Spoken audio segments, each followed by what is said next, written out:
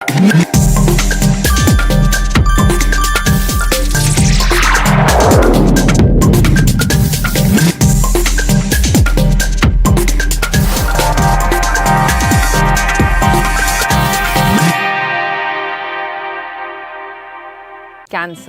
कितना लोडेड शब्द है ना। जैसे ही कोई इसका नाम लेता है हम सबके सामने किसी ना किसी का चेहरा आ जाता है। एक टाइम था कि कैंसर औरों को होता था, लेकिन पिछले 10-15 सालों में अपनों को होने लगा है।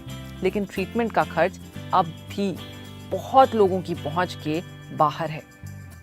हम सब उन केसेस के बारे में जानते हैं, अक्सर सुनते हैं, जहां लोगों ने अपने इन्वेस्टमेंट्स, अपने एसेट्स, यहाँ तक कि अपने घर तक बेच दिए to save a loved one.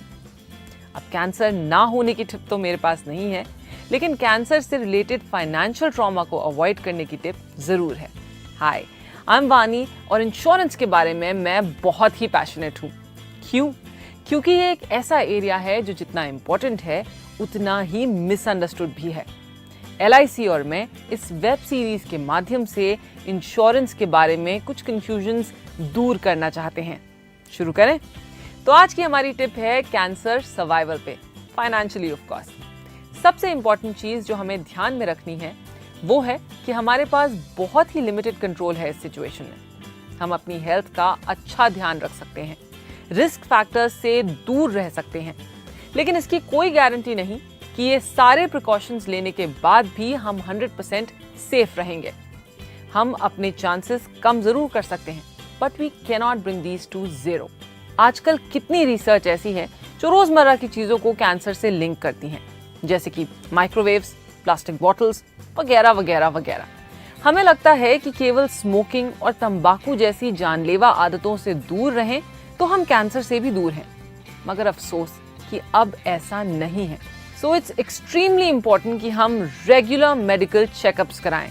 जितना अर्ली डिटेक्शन उतना बेटर प्रोग्नोसिस और उतना ही छोटा ट्रीटमेंट। सेकंड, अपने लिए एक कैंसर कवर पॉलिसी जरूर लीजिए। यस, क्योंकि यही एक ऐसा एरिया है जहां आपकी मेडिकल पॉलिसी भी कम पड़ सकती है। एक तो अमाउंट की बात है, और दूसरा ये कि वो अमाउंट किन चीज़ों में खर्च कर सकते हैं आप। हेल्थ इंश्योरेंस आपके हॉस्पिटलाइजेशन कॉस्ट्स कवर करता है, मगर ट्रैवल कॉस्ट्स, उसका क्या?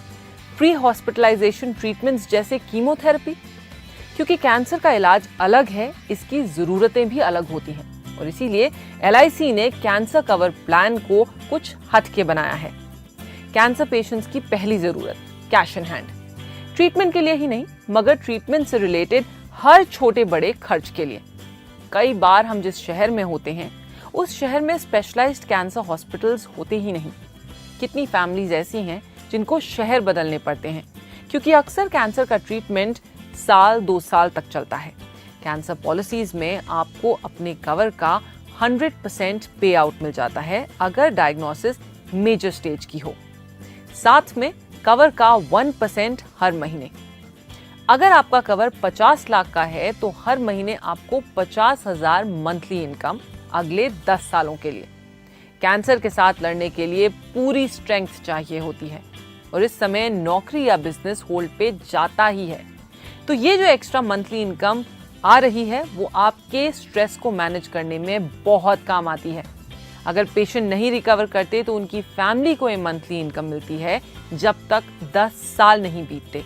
अगर कैंसर माइनर स्टेज का है तो आपको अपने कवर का 25% पे आउट मिल जाता है।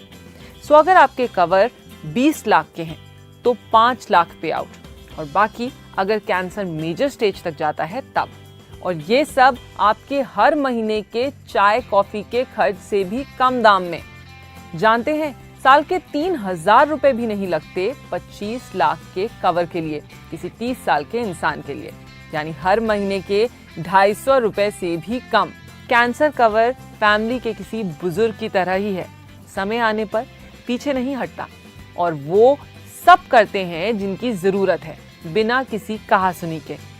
डायग्नोसिस से लेकर मंथली इनकम तक आपको बस डायग्नोसिस रिपोर्ट LIC की ब्रांच में सबमिट करनी होती है with no extra paper work. सुन के ही रिलीफ हुआ ना?